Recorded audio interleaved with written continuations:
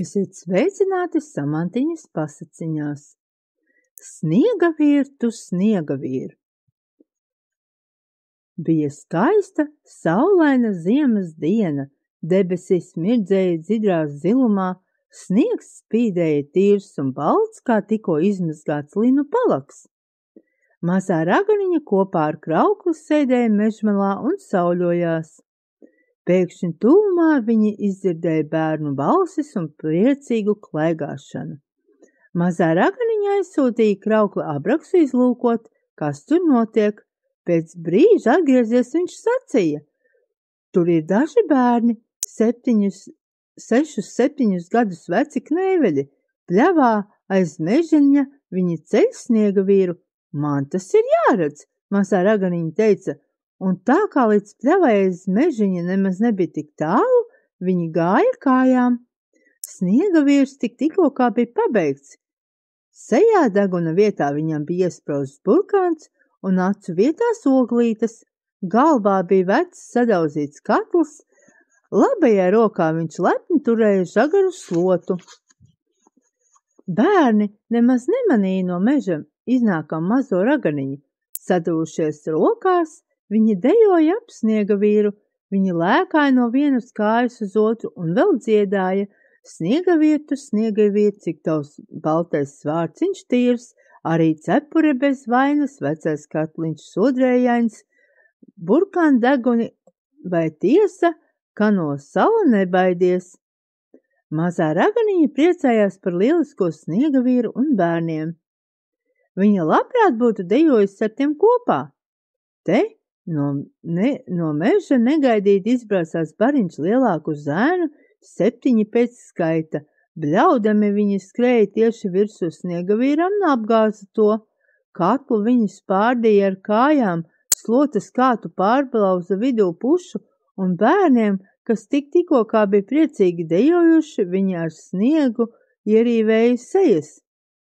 Kas zina, ko viņi bērniem vēl būtu nodarījuši, ja nebūtu iejaukusies mazā raganiņa. Hei! Viņa dusmīgi uzcauca puikām. Vai jūs liksiet bērnus mierā? Ja jūs nebeigsiet, dabūsiet sukas. Tad lielie bērni aizskrēja, taču skaistais sniegavīrs bija apgāsts. Bērni noskumuši nokāra galvas. Mazā raganiņa viņus saprata. Viņa gribēja bērnus mierināt un teica viņiem: uzceliet taču jaunu sniegavīru. Kā jūs uz to skatāties? Bet bērns sacīja: ak jā, mēs uzcelsim jaunu sniegavīru, lielie zēni to atkal apgāzīs.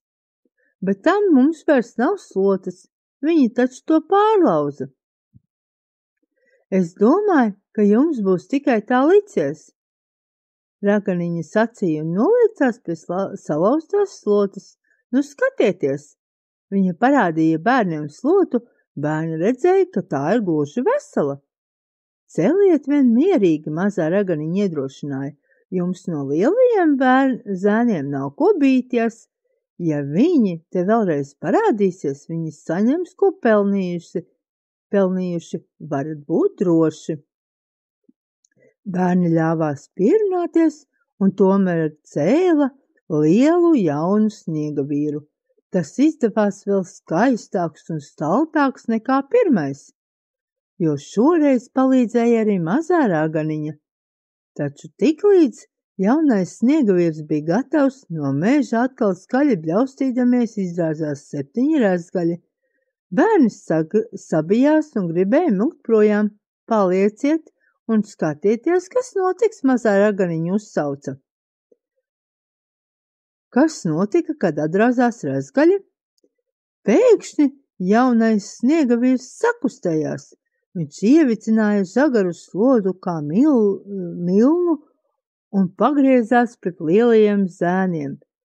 Pirmajam viņš ar slotas kātu iesita paušsani, otrajam ar kreiso roku iezvēla pa degunu, trešo un ceturto viņš satvērēja čupra un sasita abus galvas kopā tik stipri, ka noblīkšķēja vien. Piekto zēnu viņš meta pret sesto un krisdami tie izstiepās visā garumā un nogāza gar zemi septīto. Kad viņi visi tur gulēja, sniegavīrs paķēra slotu un rausa viņiem virsū sniegu. To viņi nebija gaidījuši.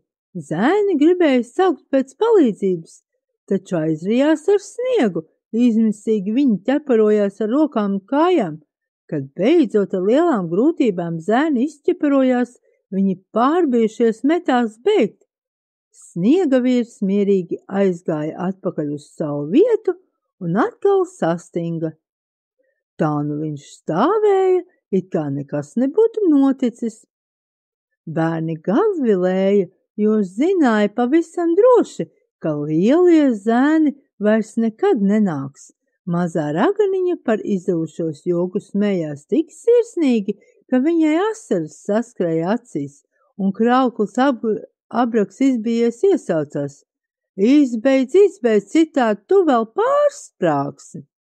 Paldies, ka klausījāties, tiekamies nākamo reizi.